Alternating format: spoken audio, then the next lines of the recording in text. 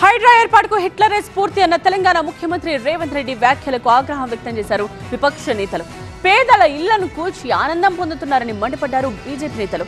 తన వ్యాఖ్యలపై రేవంత్ రెడ్డి సిగ్గుతో తలదించుకోవాలన్నారు కేంద్ర మంత్రి కిషన్ రెడ్డి. రేవంత్ చెప్పినట్టు ఆయనది హిట్లర్ పాలనే అన్నారు బీఆర్ఎస్ నేత హరీష్ రావు.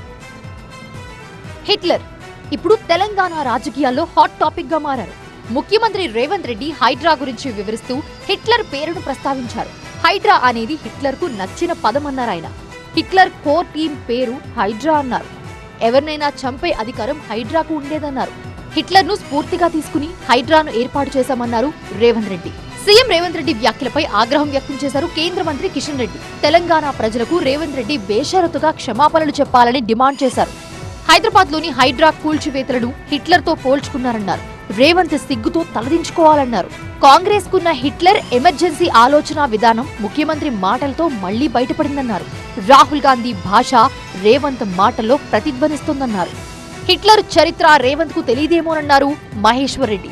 హైడ్రా పేరుతో పేదల ఇళ్లను కూల్చేసి వారిని ఇబ్బందులకు గురి చేస్తున్నారన్నారు. ఆయన తుగ్లక్ చేష్టలు, హిట్లర్ క్యారెక్టరు ఖచ్చితంగా ఈరోజు తుగ్లక్ హిట్లర్ కలిస్తే రేవంత్ రెడ్డి ఈరోజు తెలంగాణ రాష్ట్రంలో అట్టడుగు బడుగు బలైన వర్గాల ప్రజల్ని వాళ్ళు కట్టుకున్న ఇళ్లను ధ్వంసం చేస్తూ పైశాచిక ఆనందాన్ని పొందుతున్న Revanth Reddy. Butler English Hitler పాలనంటూ కౌంటర్ ఇచ్చారు BRS deputy floor leader Harish Rao. Hitler కు హైడ్రా అంటే బాగా ఇష్టం, అందుకే నేను హిట్లర్ ను చూసి హైడ్రా పెట్టినా అంటుండు. ఎవడన్నా హిట్లర్ ను దేంతో పోలిస్తారే? ఎవడన్నా ముఖ్యమంత్రి అంటోనికి బాగా ఫకర్ వస్తే, ముఖ్యమంత్రి అంటోనికి బాగా అహంకారం నెత్తికెక్కితే అరే వీడి హిట్లర్ లెక్క తయారైందిరా అంటారు. ఆ హిట్లర్ పేదల బతుకులు ఊచకోతకొస్తే ఈ నయా హిట్లర్ రేవంత్ రెడ్డి పేదల ఇండ్లు గులుస్తా ఉన్నాడు హైడ్రా పెట్టి. పేదల బతుకులాగం చేస్తా ఉన్నాడు ఈ రేవంత్ రెడ్డి.